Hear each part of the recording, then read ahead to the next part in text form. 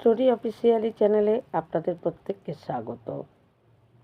আসলে ভক্তি যদি কপট ছল এগুলো ছাড়া নিজের মনকে পরিষ্কার রেখে ভগবানকে সত্যিকারের ভালোবাসা যায়, ভগবান তার হয়ে যায়। ভগবান কোনো সময় তাকে ভুলতে পারে না। আজ আমি সেরকমই একটা জগন্নাথপুরীর গল্প বলছি, যে মাধব দাস যখন খেত ভগবানের পেট ভরে যেত, কিন্তু মাধব দাস সেটা ভাবতে পারেনি। তাই জগন্নাথপুরীতে মাধব দাস থাকত এবং জগন্নাথপুরীতে হাজার হাজার দর্শনার্থী দর্শন করতে আসে। প্রত্যেকে নিজের কথা বলাতেই জগন্নাথকে নিজের কথাই শোনায়। প্রভু আমার এটা করে দিও, কেউ বলবে প্রভু আমার যেন এটা হয়। কেউ আর প্রভু কেমন আছে, তুমি ভালো আছো তো, সেটা জিজ্ঞাসা করে না। কিন্তু মাধব দাস সব ভক্তদের মধ্যে, সব দর্শন যারা করতে আসতো তাদের মধ্যে থেকে মাধব দাস ছিল আলাদা। সে নিত্য জগন্নাথ মন্দিরে যেত আর জিজ্ঞাসা করতো, প্রভু কেমন আছো, ভালো আছো তো, আজকে রান্না ঠিক ছিল তো, প্রসাদ খেয়েছো তো, আনন্দ পেয়েছো। জগন্নাথ তার সঙ্গে কথা বলতো হ্যাঁ আমি আনন্দে আছি, ভালো আছি। মাধব দাস কোনো দিন জগন্নাথকে নিজের কথা বলতো না। নিজে কেমন আছে, নিজে খাচ্ছে, খাওয়া জুটছে কিনা, সে কথা কোনো দিন, তার দুঃখ কোনো কথাই সে জগন্নাথকে বলতো না। কিন্তু নিত্য জগন্নাথ মন্দিরে সে পরম আনন্দে গিয়ে জগন্নাথ কেমন আছে, সে ঠিক আছে তো, তার খোঁজ নিত। এই রকম করেই প্রতিদিন মাধব দাস জগন্নাথের খোঁজ নিত। একদিন মাধব দাস জগন্নাথের মন্দিরে গিয়ে জগন্নাথ প্রভুর খোঁজ নেয়, প্রভু ভালো আছো তো, প্রসাদ পেয়েছো, খেয়েছো, প্রসাদ কেমন ছিল, ভালো ছিল তো, সব কিছু জিজ্ঞাসা করার পর জগন্নাথ উত্তর দিত, হ্যাঁ আমি আনন্দে আছি, ভালো আছি।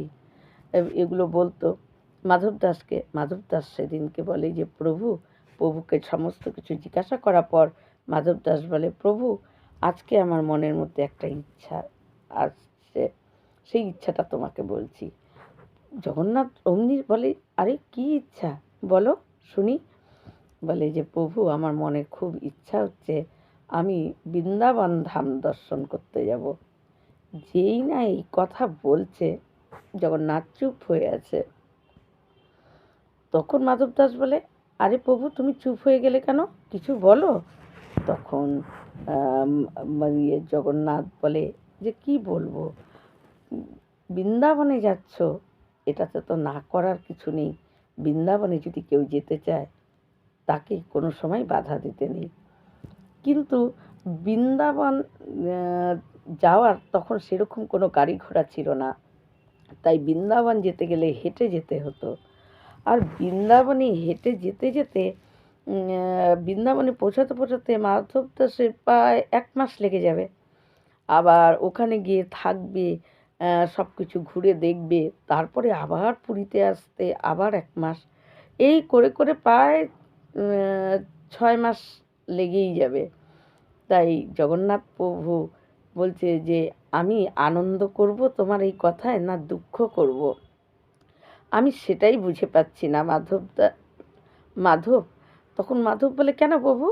বলে যে তুমি বৃন্দাবনে যাচ্ছ সেটা খুব খুশির কথা, আনন্দের কথা, কিন্তু আমি তোকে ছাড়া কি করে থাকবো রে, আমি তো তোমাকে ছাড়া থাকতে পারবো না, তোমাকে যে এতদিন আমি দেখতে পারবো না, তাই বৃন্দাবনে যাচ্ছ তাহলে আমাকে নিয়ে চলো।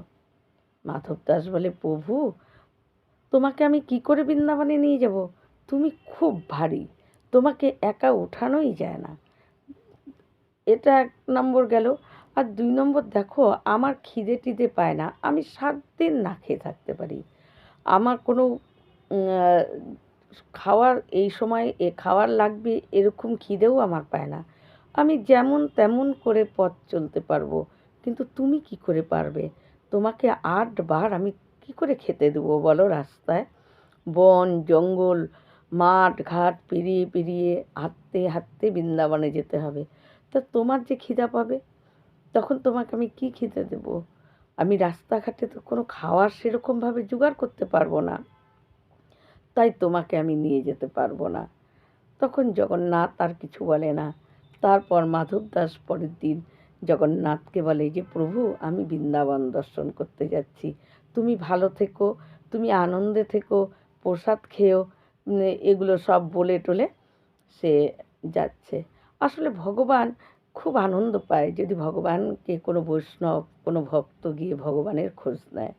ভগবানকে সবাই নিজের কথা শোনাতে যায়, কিন্তু ভগবানের কথা যদি কেউ জিজ্ঞাসা করে ভগবান খুব খুশি হয়। তাই মাধব দাস যখন বলে টলে বৃন্দাবনের দিকে রওনা হয় এবং বৃন্দাবনে যাচ্ছে, একদিন দুদিন 3 দিন 4 দিনের দিন মাধব দাস রাতের বেলা একটা গাছতলায় সে একটু বিশ্রাম করার জন্য সেই রাতটা ওখানেই গাছতলায় ঘুমিয়ে পড়ে। কিন্তু ঘুম থেকে উঠে মাধব দাসের যে খিদা পেয়েছে, গাছের পাতা ছিঁড়ে খাচ্ছে, তবু খিদা যেন কমছে না।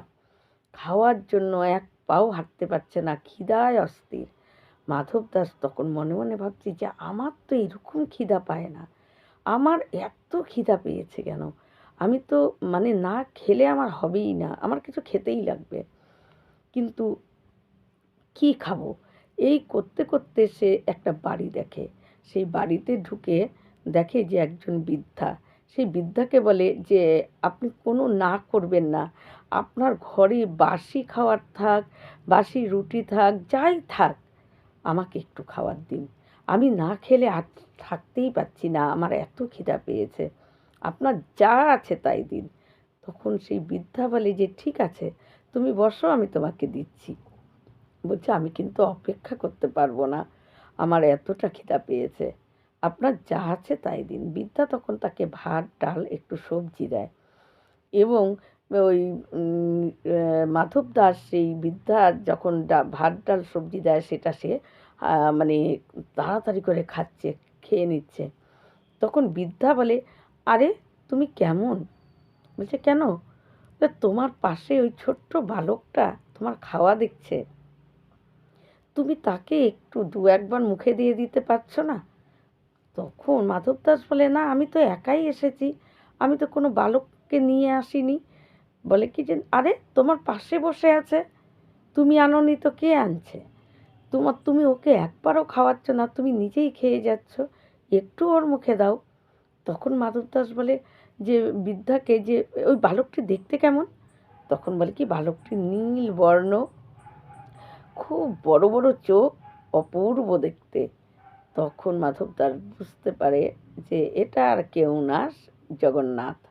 জগন্নাথ ঠিক আমার পিছু ধরেছে, ও আমার পিছে পিছে আসছে, তাই জন্যই আমার এত খিদা পেয়েছে বলে মাধব দাস খেয়ে টেয়ে চলে যায়। কিন্তু মাধব দাস সেই বালককে দেখতে পায় না। কিন্তু মাধব দাস যেতে যেতে কী করে, ওই মাঝে মাঝে খিদে পায়, এই গাছের ফল এটা ওটা চিড়ে পাতা যা পায় খেয়ে টেয়ে কোনো রকমে বৃন্দাবনে পৌঁছায়। বৃন্দাবনে পৌঁছায় মাধব দাস যমুনাতে স্নান করে, কিন্তু যমুনায় স্নান করার পর সেই খিদা, সে খিদায় আর থাকতে পারছে না। কিন্তু মাধব দাসকে তখন একজন যখন স্নান করে যমুনার পাড়ে উঠে, তখন একজন প্রসাদ বলে অনেকগুলো মাধব দাসকে চানা দেয়। আর মাধব দাসের এত খিদে পেয়েছে, ওই শুকনো চানা সমানে মুঠ মুঠ করে খেয়েছে। খেয়ে তখন বাঁকেবিহারী মন্দিরে, বাঁকেবিহারী সে মন্দিরে থাকতো না, তখন হরিদাস গোস্বামী বাঁকেবিহারীর সেবা করত। নিকুঞ্জবনে, নিধিবনে 3 দিন বাঁকেবিহারীর সেবা হতো। তাই ওই মাধব দাস তখন ওই হরিদাস গোস্বামীর ওইখানে যায় এবং নিকুঞ্জ বিহারী তাকে দর্শন করার জন্য। কিন্তু ওখানে যাওয়ার পর তখন দেখে যে হরিদাস গোস্বামী তিনি অনেক সন্ত তার পাশে বসে আছে এবং দর্শনার্থীরা যেখানে বসে আছে সেখানে মাধব দাস গিয়ে বসে। মাধব দাস বসে আছে, কিন্তু তখন ওই নিকুঞ্জ বিহারীর যখন রাজভোগের সময় হয়, তখন নিকুঞ্জ বিহারীকে ওই হরিদাস গোস্বামী সে রাজভোগ ভগবানকে দেওয়ার জন্য সে ভিতরে ঢুকে ঘরের, এবং ভিতরে ঢোকার পর যেই রাজভোগ দিতে যায় অমনি নিকুঞ্জ বিহারী কী করে, তার মুখ ঘুরিয়ে নেয়। তার মুখ ঘুরিয়ে নিয়াতে তখন হরিদাস গোস্বামী নিকুঞ্জ গোস্বামীকে বলে যে, আরে নিকুঞ্জ বিহারী, প্রতিদিন আমি যখন খাবার দেই তখন খাবার দেখে তোমার হাসি আরও চওড়া হয়ে যায়, আনন্দে নাচতে থাকো, আর আজকে খাওয়ার দেখে কেন মুখ ঘোরাচ্ছ? তখন ওই নিকুঞ্জ বিহারী বলে হরিদাসকে যে, মাধব দাস নামে ওই জগন্নাথপুরীর থেকে একজন এসেছে, এবং সে যমুনায় স্নান করে অনেক চানা খেয়েছে, আর ওর ভিতরে আমি ছিলাম, ওর সঙ্গে আমিও চানা খেয়ে, আমার চানা খেয়ে ওই শুকনো চানা খেয়ে গলাও অনেকটা মানে গলা দিয়ে মানে শুকনো চানাগুলো খেয়ে খেয়ে এখন আমার খুব পেট ভরে গেছে। সেই চানা খেয়ে আমার এত পেট ভরেছে, তাই আমি এখন কিচ্ছু খাবো না, তাই আমি মুখ ঘুরিয়ে নিচ্ছি, আমি এখন খাবো না। তখন হরিদাস গোস্বামী কী করে, ভিতরে রাজভোগ রেখেই দরজা বন্ধ করে বাইরে এসে বলে, যেখানে মাধব দাস বলে কে আছে। মাধব দাস দর্শনার্থীদের পেছনে সে বসেছিল, সে তখন উঠে বলে জোরহাত করে যে আমি। তখন বলে যে, তুমি কি জগন্নাথ ধাম থেকে এসেছো?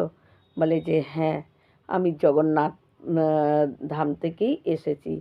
তখন বলে যে, আপনি কি করে জানলেন? তখন বলে, তুমি এদিকে আসো। তখন ওই হরিদাস গোস্বামীর কাছে মাধব দাস যায়। মাধব দাস তখন বারবার জিজ্ঞাসা করছে, আপনি কি করে আমার নাম জানলেন? আর আমি যে পুরীর থেকে এসেছি আপনি সেটাও বা কী করে জানলেন? তখন হরিদাস গোস্বামী বলে যে, আমি প্রভুর সেবা দিতে গেলাম, তখন প্রভুকে যখন আমি রাজভোগ দিলাম, তখন প্রভু কী করলো, এই নিকুঞ্জ বিহারী আমার প্রভু সে হলো মুখ ঘুরিয়ে রাখলো। আমি যখন জিজ্ঞাসা করলাম যে, তুমি মুখ ঘুরিয়ে আছো কেন? তখন বলল যে, ওই মাধব দাস ও অনেক চানা খেয়েছে, আর ও চানা খেয়ে ওর পেট ভরে গেছে, তাই আমারও পেট ভরে গেছে, তাই আমি ওর সঙ্গে চানা খেয়ে ফেলেছি, আমারও পেট ভরা, তাই রাজভোগ খাবে না বলে মুখ ঘুরিয়ে রেখেছে, সেটাই আমি জানতে পারলাম। তখন মাধব দাস অবাক হয়ে যায় যে, প্রভু, আমি খেলে প্রভুর পেট ভরে যায়? প্রভু আমার সঙ্গে যখন জগন্নাথ আসতে চাইল, আমি তাকে রাস্তায় খাওয়ার জোগাড় করতে পারবো না বলে তাকে আনলাম না, আর তার মানে আমি খেলে প্রভুর পেট ভরে যায়, আর প্রভু আমার নাম মনে আছে? তখন হরিদাস গোস্বামী তাকে বলে যে, তুমি আসো, তুমি নিকুঞ্জ বিহারীর দর্শন করো। যখন ওই মাধব দাসকে নিয়ে হরিদাস গোস্বামী নিকুঞ্জ বিহারীর ঘরে ঢোকে, এবং ওই মাধব দাস ও নিকুঞ্জ বিহারীর মধ্যে একবার নিকুঞ্জ বিহারীর মুখ দেখে, একবার দেখছে তার প্রভু জগন্নাথের মুখ। দুজন একবার একে দেখছে, একবার জগন্নাথকে দেখছে, একবার নিকুঞ্জ বিহারীকে দেখছে, একবার জগন্নাথকে দেখছে। এই দেখে মাধব দাস অবাক হয়ে যায় যে, প্রভু, তুমি, আমার নাম তোমার মনে আছে, আমি চানা খেয়েছি, তাতে তোমার পেট ভরে যায়? আমি খেলে তোমার পেট ভরে? আমি তো প্রভু এটা বুঝতেই পারিনি। আমি তো তাই তোমাকে জগন্নাথ, তুমি আসতে চেয়েছিলে, তাই তো আমি বৃন্দাবনে তোমাকে আনিনি, যে আমি তোমার খাওয়ার জোগাড় করতে পারবো না, কিন্তু আমি খেলে তোমার পেট ভরে যায়। প্রভু, আমি এটা বুঝতে পারিনি। আসলে কি, যখন ভক্তির একদম একদম উপরের ধাপে কেউ পৌঁছে যায়, ছল কপট কিচ্ছু থাকে না তার মধ্যে, ভগবানের কাছে চাওয়া, নিজের জিনিস চাওয়া, নিজে কি করে ভালো থাকবো সেই জিনিসটা চাওয়া, এগুলো যাদের ভিতরে কিচ্ছু থাকে না, শুধু ভগবান কি করে ভালো আছে সেটা তাদের ভিতরে থাকে, তখন ভগবান তাকে কোনো সময় তাকে ছাড়ে না। সে যদি খায় ভগবানের পেট ভরে যায়, আর ভগবানের খিদে পেলে তার খিদে পায়। তাই জগন্নাথ প্রভু ওই মাধব দাসের সঙ্গে তিনি এইভাবে বৃন্দাবন দর্শন করতে এসেছিলেন, এবং মাধব দাসের তার জন্যই খিদে পাচ্ছিল। জগন্নাথের যখন খিদে পাচ্ছে, মাধব দাসের খিদে পাচ্ছে, আবার মাধব দাস খাচ্ছে, জগন্নাথের পেট ভরে যাচ্ছে। তাই জগন্নাথ এটাই মাধব দাসকে বুঝিয়ে দিল যে যে নাকি আমার হয়ে যায়, যে নাকি প্রকৃতপক্ষে আমার হয়ে যায়, তখন আমার খিদে পেলে সে অনুভব করতে পারে, আবার সে খেলে আমার পেটও ভরে যায়। তাই ভক্তি এরকমই। আসলে কি আমরা ভগবানের নাম মনে রাখি, কিন্তু ভগবান যার নাম মনে রাখে সেই তো আসল ভক্ত, তাই তো? অনেক দর্শনার্থী আমরা সবাই তীর্থস্থান মন্দিরে ভগবানকে দেখতে যাই, কিন্তু ভগবান হয়তো পিছনে একজন কেউ কোনো প্রকৃত ভক্ত দাঁড়িয়ে আছে, সামনে হাজার হাজার ভক্ত থাকলেও ভগবান নিজের মাথা উঁচু করেও তার দিকে তাকায়, তার চোখের সঙ্গে চোখ মেলায়। সেই তো হলো আসল ভক্ত। আমরা ভগবানকে কিভাবে দর্শন করলাম বা ভালোভাবে দর্শন পেলাম সেটা বড় কথা না, ভগবান কাকে দর্শন করছে, ভগবান কাকে একটু দেখার জন্য নিজের মাথা উঁচু করে দেখছে, সেটাই হলো আসল, সেই হলো পরম ভক্ত। তাই এই কলিযুগেও মাধব দাসের সঙ্গে জগন্নাথ প্রভু এই লীলা করেছিলেন, এবং এই কলিযুগে মাধব দাসের সঙ্গে জগন্নাথ প্রভু বৃন্দাবনে এসেছিলেন। আসলে জগন্নাথ প্রভুর সামনে কেউ যদি বৃন্দাবন কথাটা উচ্চারণ করে, বৃন্দাবনবাসী যদি জগন্নাথ ধামে যায়, জগন্নাথ প্রভুর সেদিন খুবই আনন্দ হয়, তার হাসিটা আরও চওড়া হয়ে যায়। কারণ বৃন্দাবন নাম আর বৃন্দাবনবাসী যখন জগন্নাথকে দর্শন করতে যায়, জগন্নাথ খুব খুশি হয়ে যায়, তাকে দেখে জগন্নাথ খুব আহ্লাদিত হয়ে যায়, তার আনন্দে মন ভরে যায় যে এই তো বৃন্দাবনবাসী এসেছে আমাকে দর্শন করতে। আর সেই বৃন্দাবনবাসী বা বৃন্দাবন নাম জগন্নাথ শুনতে খুব ভালোবাসে। তাই প্রভু জগন্নাথকে যখন মাধব দাস বলছে বৃন্দাবনে যাব, তখন আর প্রভু জগন্নাথ মাধব দাসকে এতটাই ভালোবাসত, মাধব দাসকে না দেখে তিনিও থাকতে পারবেন না, তাই সেই মাধব দাস নিবে না বলেও মাধব দাসের পিছে পিছে বৃন্দাবন দর্শনে চলে এসেছে। এই রকম ভিডিও পাওয়ার জন্য আমার চ্যানেলটিকে সাবস্ক্রাইব করবেন। নমস্কার।